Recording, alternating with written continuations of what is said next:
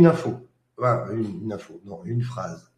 Mieux vaut être complotiste que complice. N'oubliez pas ça. On a tous été à un moment donné dans notre vie complices du système parce qu'on a été programmés pour être complices du système. Mais celles et ceux qui sont parmi nous ce soir et qui nous suivent et qui viennent d'arriver ne veulent plus être complices et ont pris conscience des choses qui se passent dans le monde. Donc, vous n'êtes plus des complices, vous êtes des complotistes, vous êtes des véritistes. Je préfère ce terme aussi, parce que croyez-moi, ce qui arrive, pour l'instant, là, ce qu'on a là, c'est le haut de l'iceberg, mais ce qui arrive, ça va être énormissime. OK? Alors, on parle de complotisme. Dans l'affaire Epstein, par exemple, est-ce que ce serait du complotisme? Eh bien, ça l'était, oui. Notre ami John de Lorraine nous dit que Sophia Aram, sur l'affaire Epstein, dit que c'est du complotisme et c'est très relayé parce qu'il est juif. Voilà ce que nous dit Sophia Aram. C'est vraiment une autre tarée de la conte de sa race. Ou peut-être parce qu'il y a des victimes et des enfants, des conversations entre les dirigeants, les diplomates et ce monstre. Pourquoi minimiser? Évidemment, Sophia Aram qui minimise et qui nous fait passer pour des cons en disant que ça y est, nanana, bon bref, c'est limite, elle parle pas de la Terre plate. Et pourtant, souviens-toi, public, nous les complotistes n'avons rien inventé. Oui, en 2021, alors quand tu voudras t'ouvrir, tu t'ouvres, la conte de Taras. En 2021, Libération titrait « La folle théorie du complot pédocriminel des élites fait un carton en France » en parlant du Pizzagate et de Epstein. Et là, en 2026, l'affaire Epstein, Jean-Noël Barrot, effaré par les révélations d'une très grande gravité sur un diplomate français. Donc là, c'est plus du complotisme. Donc il y a 5 ans, c'était du complotisme.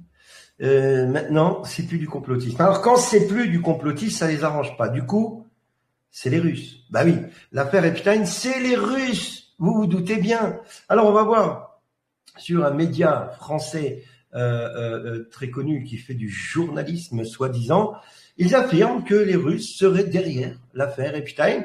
Alors je vous laisse écouter, parce qu'on va l'écouter, oui, même si voilà, c'est BF Merde TV, on va l'écouter pourquoi? Pour prendre conscience qu'ils n'ont aucun argument et que tous leurs pseudo-arguments ne reposent sur rien. Regardez, écoutez, 2 minutes 24 de pur bonheur journalistique. On reparle ce matin avec vous, François, de l'affaire Epstein et un aspect de ce dossier qui suscite de plus en plus de commentaires, c'est la relation du pédocriminel avec la Russie de Vladimir Poutine, au point que la Pologne, par exemple, vient d'ouvrir une enquête pour savoir si Epstein était un agent russe ou bien un homme d'affaires manipulé par les services russes. Dans les 3,5 millions de documents qui ont été rendus publics par le ministère américain de la Justice, le mot Russie apparaît 10 000 fois. Et celui de Vladimir Poutine, 1000 fois, dont 500 à propos de rendez-vous que cherchait à obtenir Epstein avec le président russe. C'est donc assez troublant. Mais on comprend mieux quand vous regardez effectivement cette galaxie russe autour de Mark Epstein. D'abord, avec ces 2 femmes. La première, Svetlana Poidova, a été mannequin, recrutée notamment par le fameux Brunel français dans son agence, mais aussi elle est devenue plus tard son assistante dans son entreprise de gestion de patrimoine à New York, en provenance directe de Moscou. La deuxième, Maria Drokova, ex-animatrice des mouvements de jeunesse de Poutine, qui est devenue l'attachée de presse personnelle de Epstein. Ça fait beaucoup quand on pense qu'avec Vitaly Tchourkine, l'ancien ambassadeur russe aux Nations Unies, Epstein a entretenu des relations extrêmement fréquentes, régulières et longues, au point qu'il a essayé de faire comprendre à travers Tchourkine qui était vraiment Donald Trump auprès de ses interlocuteurs russes. Il a essayé d'obtenir la même chose avec Sergei Lavrov. On pense qu'il n'y a pas réussi à le voir. En revanche, Sergei Belyakov, ex-vice-ministre de l'économie, lui, pour le coup, a été un interlocuteur très régulier d'Epstein. Il l'a aidé notamment à contourner les sanctions européennes et les sanctions russes qui pesaient à la fois sur les oligarques, mais également, évidemment, sur l'économie russe. Alors la question c'est, est-ce que Ghislaine Maxwell, la compagne d'Epstein, a aidé Epstein à devenir aussi proche finalement et aussi connivent avec les Russes? Peut-être, on ne le sait pas encore, mais toujours est-il que son père, auprès de qui elle a beaucoup appris, lui, pour le coup, était un agent triple au service des Britanniques, des Soviétiques et du Mossad israélien. C'est vrai que ça... Epstein, Poutine, Staline, voilà, toujours en in, hein, parce que Epstein, ça fait trop Rosenstein, Einstein, hein, faut pas dire que c'est des sionistes khazars convertis, non, faut pas. Alors ouais, ils ont aucun, alors il y a rien, ils ont rien, absolument rien, pour relier Poutine à Epstein. D'ailleurs, au contraire, dans ces mails, ils disent, la Russie est mentionnée 10 000 fois. Oui. Et Israël? Combien? 20, 30 000 fois? On ne sait pas. Ouais, si quelqu'un peut faire la recherche sur Israël. Bref, tout ça pour essayer de mouiller Poutine, pour essayer de mouiller les trois Avengers, hein, Poutine, Trump et Xi Jinping. Ils vont tout essayer, tout, absolument tout. Clairement, ils n'ont aucun argument pour relier. D'ailleurs, Poutine avait refusé à plusieurs reprises de rencontrer Epstein et de le faire venir en Russie. Il est galéré pour avoir un passeport russe, une entrée en Russie. Donc, vous voyez, tout ça, c'est que des mensonges. N'oubliez jamais, hein, tous les médias du monde appartiennent à 9 milliardaires sionistes khazars convertis. Je dis ça, je dis rien. Avis de disparition, oui, on ne les voit plus. Ah ben tiens, ces fervents patriotes sont-ils déjà exprimés au sujet de l'affaire Epstein? Non, on les a pas vus. Hein, toutes ces raclures, ils vont tous dans le même sac, hein, un sac à merde, un sac à purin. Ces gens-là vont là-dedans, et c'est pas les seuls. Hein. Vous avez Bardella, vous avez toutes les crasses, mais ceux-là, c'est les pires. Ok? On continue et Epstein à l'Élysée, oui, ça commence à sortir. Jeffrey Epstein affirme avoir été à l'Élysée en 2019, peu de temps avant sa mort. L'entourage d'Emmanuel Norcam dément. On a regardé, il n'y a pas de traces, mais bien sûr, hein, c'était un visiteur du soir, on appelle ça, c'est les visiteurs qui ne sont pas mentionnés. Mais on comprendra d'ici la fin du live pourquoi on ne le trouve pas de Jeffrey Epstein dans les documents de visite. Vous allez comprendre. Donc l'entourage de Norcam dément forcément. Norcam a très certainement donc rencontré Epstein entre 2016 et sa mort en 2019. De nombreux mails de Jeffrey Epstein dans les Epstein Files évoquent l'ombre de Macron à travers des contacts communs, des dîners, et des rencontres. Il veut circoncire l'incendie, Epstein, mais il n'y arrivera pas. Oui, on retrouve for sure un peu partout dans les dossiers Epstein. Le président Norcam, présent dans les dossiers Epstein, aux côtés d'une femme qui a été caviardée. Caviardée, ça veut dire qu'elle a été mise en noir pour pas qu'on la reconnaisse, lors d'une soirée, ici, là. Epstein entretenait de nombreuses relations d'affaires depuis son domicile avenue Foch à Paris. D'accord. Il participait également à de nombreux événements invités par Jack Lang et sa fille et d'autres amis communs. Donc on voit cette image où Norcam est aux côtés d'une jeune femme qui était dans les dossiers Epstein. Ok. Tout ça, c'était dans les dossiers Epstein. Évidemment, ils vont pas l'avouer. Hein. Voilà. Donc, est-ce que Norcam nous aurait menti? Eh ben oui, Norcam a menti. La justice française avait accès à la boîte mail de Jeffrey Epstein depuis 2020. Cette affaire est donc aussi une affaire française. Pas comme le disait Norcam que c'était une affaire américaine. Non, la France aurait étouffé le scandale du 22 avenue Foch dans l'affaire Epstein. Elle disposait des vidéos d'enregistrement, carnets de passage et adresses mail. Ce compte a été saisi lors de la perquisition du domicile du millionnaire en septembre 2019. Selon certaines sources, oui, ils sont tous mouillés dans cette affaire. Vous vous doutez bien, ils vont pas l'avouer. La France a donc demandé aux États-Unis des informations sur Epstein en 2020 après une perquisition en 2019 et on découvre de nombreuses photos de jeunes filles dévêtues, 30 vidéos entre 2011 et 2015 de jeunes filles qui dansent dans l'appartement, un compte Gmail de Epstein avec 4500 mails, un fichier Excel avec 62 noms de personnes féminines. Ces documents nous apprennent que Jean-Luc Brunel droguait ses victimes avant de les violer. Ces recrutements étaient opérés via l'agence Karine Model. Le prince Albert de Monaco est cité dans les documents comme ayant été en contact téléphonique avec Jean-Luc Brunel.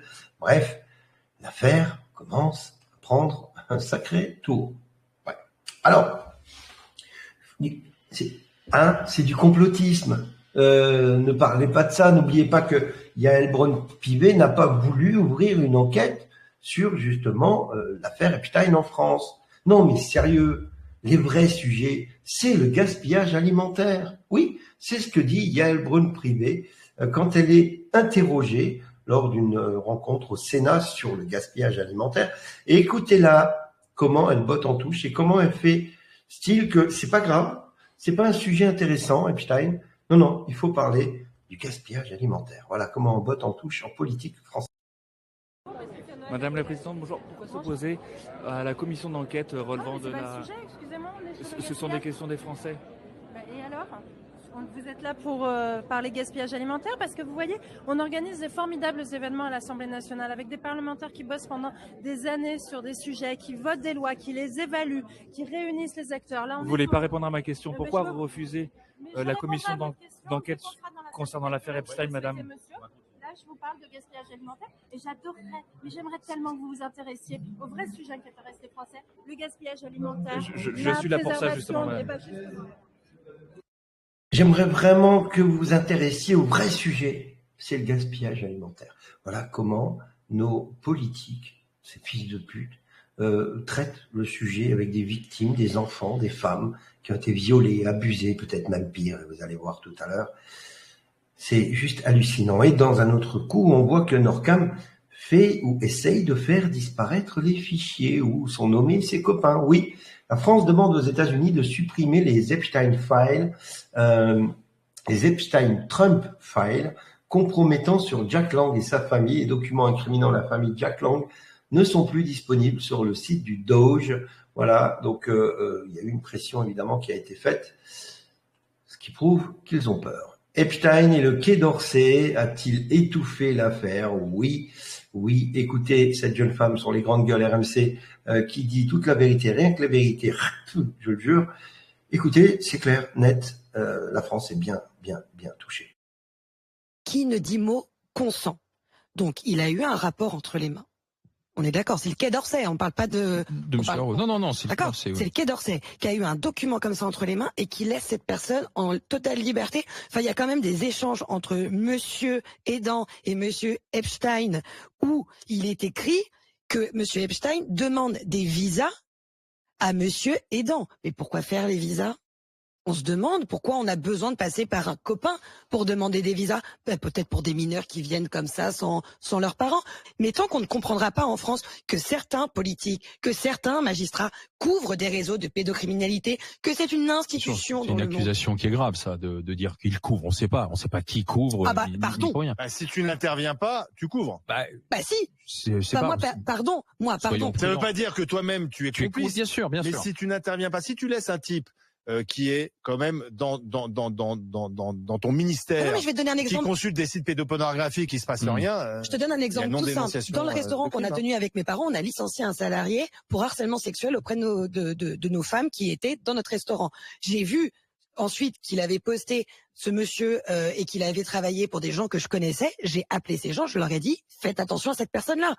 Donc à un moment donné, je suis désolée. Quand tu te tais, qui ne dit mot consent? Si tu te tais, c'est que tu es d'accord avec le principe. Et c'est pas maintenant que le truc explose qui va se faire dorer la pilule en disant non mais je suis désolée, j'étais au courant, mais après on n'a pas suivi. Pardon, tu savais que ce mec-là, il se tripotait devant des images d'enfants, tu laisses pas ce mec-là en liberté se promener et faire sa vie, et d'autant plus quand ensuite on sait qu'il y a eu des relations avec monsieur Epstein. Tu fais le rapport. Je suis désolée, il n'y a aucune excuse. Effectivement, le Quai d'Orsay était au courant depuis 2019 au moins et n'a rien fait, n'a rien dit. Voilà, tout comme. Alors, je reviens sur l'histoire avec Dieudonné, par exemple, et Ariane de Rothschild. J'en entends qui disent oui, mais ils sont cités, mais ils sont pas arrêtés. Qu'est-ce que t'en sais? N'oubliez pas qu'il y a un narratif que vous voyez dans les médias et un narratif que vous ne voyez pas encore, mais que vous saurez bientôt. En fait, tout ce que vous savez là, c'est une histoire de 2016, 2017, 2020. Epstein jusqu'à sa mort 2019. Tout a été réglé entre-temps. Si vous voyez les dossiers, c'est que c'est fini. Si vous voyez apparaître Ariane de Rothschild dans les dossiers, c'est qu'elle a plus les moyens de faire caviarder le truc. C'est de s'innocenter en amont. Ils ont plus les moyens, c'est terminé. Ils sont finis. Alors oui, Ariane de Rothschild et Epstein, c'est un gros dossier parce qu'elle a financé Epstein. Et comme beaucoup, nous sommes 12 jours après les publications du dossier Epstein avec Ariane de Rothschild, proche du violeur, tueur d'enfants au service d'Israël. Elle n'a toujours pas été auditionnée officiellement et est toujours en liberté. Donc, y a-t-il des lois pour les pauvres et d'autres pour les riches? Non, plus maintenant. La loi pour les riches, elle se fait en sous-marin. Et si vous ne croyez pas à ça, vous êtes perdu dans les jours et les semaines qui viennent. Parce que tout ce que vous voyez est déjà réglé. OK? Il y a aussi Epstein et le prince Andrew. Vous croyez que la famille royale aurait laissé, si l'Alliance n'avait pas le pouvoir, est-ce que si c'était l'État profond qui avait le pouvoir, vous croyez que cette histoire serait sortie? Jamais de la vie. Le frère de la victime de Jeffrey Epstein, le frère de Virginia Giuffre, demande que le prince Andrew, ancien prince Andrew, comparaisse devant le Congrès américain. Je pense qu'il devrait se présenter devant notre Congrès et répondre aux questions, nous dit le frère de Virginia Giuffre, qui s'est suicidé, on ne sait pas trop, on ne sait même pas si elle est vraiment morte, bref. Cette affaire Epstein, on va y revenir dans la deuxième partie de l'émission parce qu'on va parler évidemment du dossier américain. Alors, on a parlé du dossier européen, français. En Europe, justement, Donald Trump sait une chose, c'est qu'il est détesté par les politiques, mais par contre, le peuple européen aime Donald Trump. Il l'a dit lors d'une conférence, il a dit, vous savez qui m'aime bien là-bas, en Europe? Les gens. Oui, les gens. Le peuple européen qui n'est pas piqué sous Norcam vitamine ou macronisé, eh bien le peuple européen effectivement trouve Donald Trump beaucoup plus efficace, beaucoup plus attirant politiquement parce que ce n'est pas un homme politique que Norcam ou les autres Européens tout simplement. Ok. Alors on va parler de la Russie et Vladimir Poutine qui bloque WhatsApp parce que c'est sioniste, mes amis. Oui, WhatsApp est une entité de Meta, donc comment il s'appelle l'autre con là, de Meta, de Facebook. Je suis plus encore un Hein con là. Donc WhatsApp a officiellement été bloqué en Russie. Fin de l'espionnage occidental. WhatsApp, qui fait partie de la société Meta, est totalement bloqué sur le territoire, domaine supprimé du registre DNS. Plus d'accès direct pour 100 millions d'utilisateurs sans VPN. C'est fini. WhatsApp servait de canal pour organiser les activités illégales, diffuser de la propagande anti-russe et collecter massivement des données pour les services occidentaux, NSA, style Meta. Migration massive vers Max, la messagerie nationale sécurisée développée en Russie, conforme à la Constitution et aux exigences de la sécurité nationale. Pas de backdoor pour les USA, chiffrement contrôlé par l'État russe, protection réelle contre l'ingérence étrangère. Pourquoi il fait ça? Parce que Meta, de Zuckerberg, voilà, c'est Berg ou Hein, Zuckerberg, le sioniste khazar converti, c'est pas lui qui a créé Facebook, c'est la CIA qui fallait mettre un pion à la tête de Facebook. On a mis un jeune parce que c'était mieux, voilà. Mais tout ça, c'est de la machination. Et oui, ils nous écoutent quasiment partout. Les Israéliens ont un logiciel espion qui s'appelle Paragon. Et ce logiciel, eh bien, la société israélienne du logiciel espion Paragon a publié par erreur le panneau de contrôle de son logiciel de surveillance. Il s'agit d'une faille majeure en matière de sécurité opérationnelle. Le logiciel espion de Paragon est utilisé pour cibler des journalistes, des critiques, les gens qui critiquent le gouvernement, les défenseurs des droits de l'homme. Et on voit bien ici qu'on peut intercepter des documents, intercepter des appels, intercepter pas mal de choses. Et on voit qu'ils surveillent WhatsApp, Telegram, Signal, Line, Snapchat et TikTok. Et je me doute bien qu'il y aura Facebook dans le lot aussi. Donc, il n'y a pas beaucoup de plateformes sécures, ok? Il n'y en a pas beaucoup. Donc, il y a VK qui est pas trop surveillé par Israël, mais qui est surveillé par la Russie dans le cadre de la Constitution. On va parler